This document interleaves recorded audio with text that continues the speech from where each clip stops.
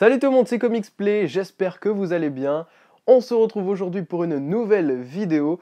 Enfin, je sais. Et aujourd'hui, pour terminer cette année 2017, on se retrouve pour mon best-of comics de l'année 2017. Quels ont été pour moi les meilleurs comics que j'ai lus tout au long de cette année? Vous allez savoir ça tout de suite, juste après le générique.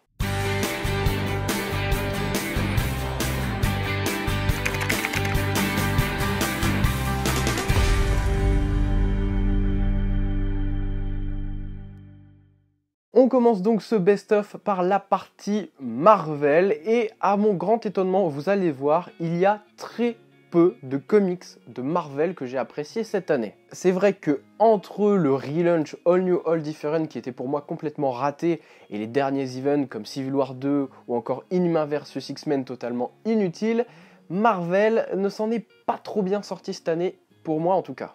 Je continue à suivre cet univers de loin, grâce au kiosque, notamment au kiosque X-Men et au kiosque Spider-Man que je continue toujours. Mais c'est vrai que j'ai l'impression que plus je lis de comics, plus je me détache de cet univers de Marvel et c'est bien dommage. J'espère que Secret Empire et Marvel Génération en 2018 vont me redonner envie de lire un peu plus de Marvel. J'ai quand même eu cette année quelques coups de cœur chez Panini Comics avec notamment le format que j'apprécie le plus, le format anthologie. C'est un format que j'apprécie beaucoup parce que si on a envie de découvrir l'univers d'un héros, grâce aux anthologies, on le peut. Cette année, Panini ont sorti 3 anthologies. On a eu Wolverine, bien sûr, Thor, mais aussi les Gardiens de la Galaxie. Moi, je n'ai pris que Wolverine pour le moment, mais voilà, c'est vraiment un format que j'apprécie beaucoup et c'est un format que je vous conseille si vous voulez découvrir un personnage en particulier. 2 autres coups de cœur chez Panini Comics, c'est dans la gamme 100% Marvel. Malheureusement, je n'ai que les premiers tomes, tout simplement, parce que comme je me suis détaché un peu de l'univers de Marvel, je n'ai pas eu les moyens et le temps de m'acquérir les autres tomes. Donc c'est Moon Knight tome 1 qui est vraiment une très bonne série du All New All Different de Marvel et Silver Surfer qui est vraiment un très gros coup de cœur aussi avec un Michael Red en forme. Donc il y a ces 2 séries là qui sont vraiment superbes en 100% Marvel, mais il y a aussi La Vision qui est vraiment un très gros coup de cœur et qui est pour moi la meilleure série secondaire, on va dire, de l'univers de Marvel de ces quelques dernières années. Enfin, dernier coup de cœur chez Panini Comics, c'est Han Solo. Et ouais, on passe à l'univers de Star Wars avec notamment Star Wars et le dernier Jedi qui est sorti dernièrement. Il fallait que je vous parle un peu de Star Wars. Han Solo, c'est vraiment le personnage que je préfère chez Star Wars. C'est un personnage charismatique, j'adore l'acteur Harrison Ford. Et là, découvrir ses aventures solo, pas vraiment solo vu qu'il est avec Chewbacca, ça m'a vraiment plu. On retrouve tout ce qu'on aime chez le personnage et on découvre aussi un peu plus la relation qu'il entretient avec Leia et aussi Chewbacca bien sûr.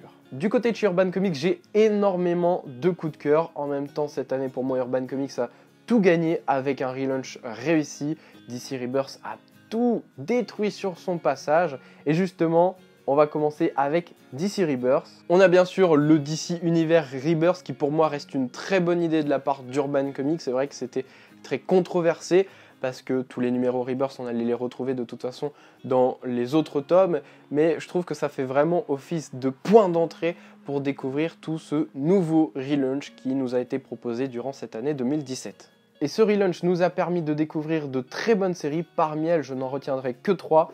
Tout d'abord, Detective Comics qui est revenu au top de sa forme. C'est vrai que Detective Comics pendant les New 52, c'était très moyen. C'était une vague d'histoires banales et qui essayait juste de rendre le personnage du Chevalier Noir un peu plus important, mais pas du tout finalement. Et là, vraiment, on a une très bonne équipe qui fonctionne très bien. J'espère sincèrement que cette série va continuer à être aussi bonne parce que pour le moment, c'est un début très réussi. Une autre série qui, lors des New 52, ne m'avait pas plu, c'était la série Superman.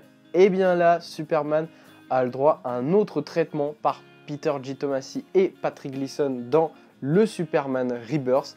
Une série que j'aime énormément. On a le droit à un Superman père de famille, un tout nouveau Superman, car comme je vous le rappelle, Superman lors des New 52 est mort, et c'est donc le Superman des pré-New 52 qui a pris sa place. C'est très bien écrit, très bien dessiné, on sent un peu plus le côté humain du personnage, et pour moi c'est tout ce qu'il faut pour faire une très bonne série Superman.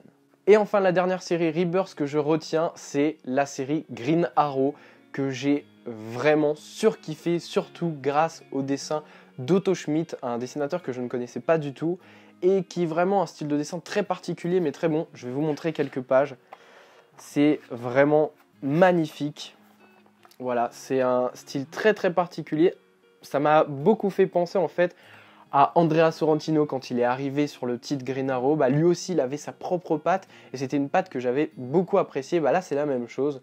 Otto Schmidt arrive sur la série Green Arrow, c'est une patte que j'aime beaucoup. Et juste pour les dessins, cette série, elle est excellente. Alors, je vous rassure, du côté du scénario, c'est tout aussi bien.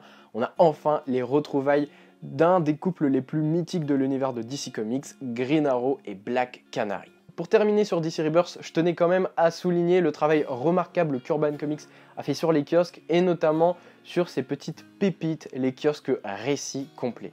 Chaque mois, on a le droit à notre petite histoire complète à retrouver en kiosque et non en librairie et ça fait toujours plaisir d'avoir autant de pages pour un si petit prix. Mais bon, cette année, Urban Comics n'a pas que publié du DC Rebirth, ils ont aussi proposé du Pre-New 52 et dans mes coups de cœur Pre-New 52, il y a notamment le run de Grant Morrison sur la Justice League.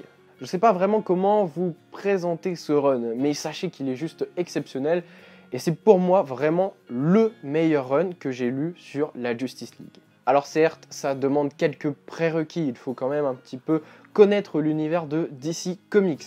Mais sincèrement, j'ai jamais autant pris mon pied sur une série Justice League. Je croyais vraiment que la Dark Side War des New 52 c'était vraiment ma meilleure lecture de la Justice League. Eh bien, pas du tout, je me suis clairement trompé. Le run de Grant Morrison est innovant et a amené plein d'autres points, plein d'autres éléments pour tous les auteurs qui suivront sur la série Justice League. Grant Morrison n'est pas l'un des seuls auteurs à avoir fait énormément de choses pour l'univers de DC Comics. Il y a bien sûr aussi Geoff Johns et parmi mes coups de cœur de cette année, Urban Comics a republié Geoff Johns présente Flash. J'ai longuement hésité à le mettre dans mes coups de cœur, tout simplement parce que malheureusement on n'a eu qu'un tome sorti cette année. Le prochain tome sort seulement en février 2018. Et c'est vrai qu'attendre aussi longtemps pour la suite, alors qu'en plus cette série est en 6 tomes, c'est un peu difficile à suivre. Mais bon, comme pour Morrison sur la Justice League, Geoff Johns a innové plein de choses pour le personnage de Flash, a apporté plein d'éléments, a apporté plein de nouveaux personnages. C'est pas Barry Allen qu'on retrouve en tant que Flash cette fois-ci, mais Wally West. Et j'ai adoré découvrir ce personnage parce que Wally West, je le connais en tant que Kid Flash, mais pas plus. Je n'avais jamais lu de Wally West en Flash et vraiment, il est tout aussi bien que Barry Allen. Enfin, je termine mes coups de cœur DC Comics avec ce que j'appellerais les ovnis, tout simplement les récits qui ne sont pas dans la continuité de l'univers DC Comics, mais qui valent clairement le détour. Parmi eux, il y a entre autres All Star Superman. Alors je sais, ça c'est déjà sorti chez Urban Comics depuis déjà quelques années, mais ça a été réédité en décembre, ce mois-ci, sans le Blu-ray en fait DVD qui était dedans. Et vraiment, c'est une superbe lecture à la manière d'un Batman The Dark Knight. Là, c'est la même chose, mais avec Superman. On a un Superman vieillissant, mais qui essaie toujours de faire le bien.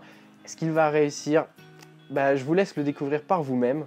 Dans les autres ovnis, on a une autre lecture sur Superman qui m'a un peu réconforté avec le personnage. C'est vrai que j'ai toujours eu du mal avec le personnage, avec ce côté un peu parfois trop sérieux, trop patriotique.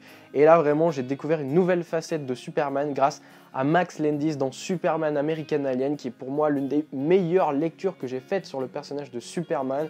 C'est totalement innovant, on découvre plein de choses sur le personnage et ça fait appel aux émotions. Et c'est vrai que quand une lecture vous provoque des émotions, ça vous montre que c'est une bonne lecture. Et en parlant de lectures qui font appel aux émotions, on a aussi The Dark Knight, une histoire vraie, qui revient sur l'un des moments les plus touchants de la ville de Paul Dini, son agression. Vraiment, c'est une lecture à part entière et c'est maîtrisé par cet auteur qui se dévoile à travers ce récit. Et enfin, pour terminer cette partie coup de cœur DC Comics, comment ne pas parler de Batman par Marini, le mélange parfait entre du franco-belge et du comics avec un Marini, un auteur que je ne connaissais pas parce que je ne lis pas de franco-belge, mais qui nous dévoile une autre vision de l'univers de Batman, de Joker, d'Harley Quinn, tout en nous peignant un Gotham City magnifique. On a vraiment de très belles planches, je vais essayer de vous en montrer une par exemple. Voilà, c'est absolument magnifique. Du côté des dessins, ça se voit, certes que c'est un peu du franco-belge, mais vraiment, comme je vous le disais, on a la parfaite fusion entre du franco-belge et du comics. Et pour moi, ça vaut le détour. On termine bien sûr cette vidéo avec l'univers indépendant, un univers qui prend de plus en plus de place dans ma collection. C'est vrai que j'en lis de plus en plus pour mon plus grand plaisir. Je vais commencer avec du Bliss Comics. Alors j'ai très peu lu de Bliss Comics cette année, tout simplement parce que c'est vrai que pour Bliss Comics, tout s'est multiplié. Ils ont eu énormément de sorties et tant mieux parce que ça montre que ça marche vraiment pour eux et ça me fait vraiment plaisir parce que je les soutiendrai vraiment jusqu'au bout. Ils ont vraiment eu le pari fou de publier Valiant en France. C'est réussi dans de très belles éditions. L'un de mes coups de cœur de cette année, c'est pour moi Face. Une héroïne au grand cœur, une héroïne qui ne compte pas sur ses formes pour vous prouver qu'elle est la meilleure. C'est rattaché à tout l'univers de Valiant parce qu'on retrouve des personnages comme Archer par exemple dans ce comics. C'est pas un comics qui est vraiment féministe, qui va vous montrer ouais la femme elle est super puissante.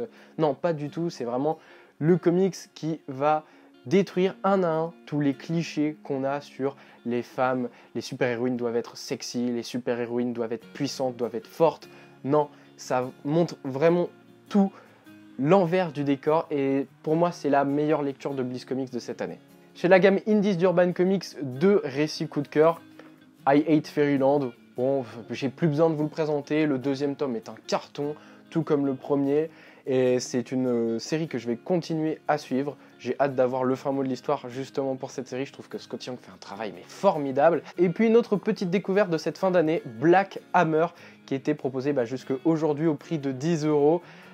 Une série formidable menée d'une main de maître par Jeff Lemire. Vraiment, ce premier tome m'a beaucoup impressionné. C'est du Jeff Lemire sur des héros, mais sur ses propres héros. Et on voit que quand il a vraiment toute la main libre sur sa série, pas comme dans Extraordinary X-Men par exemple, il fait des choses fabuleuses. Et je vais terminer cette partie coup de cœur indépendante avec que des sorties de chez Delcourt. J'ai vraiment énormément de coups de cœur chez Delcourt, notamment les 2 œuvres de Robert Kirkman, Walking Dead, mais aussi Outcast, que j'ai découvert cette année. Outcast, c'est une très très bonne série et j'ai hâte de voir l'adaptation série télé.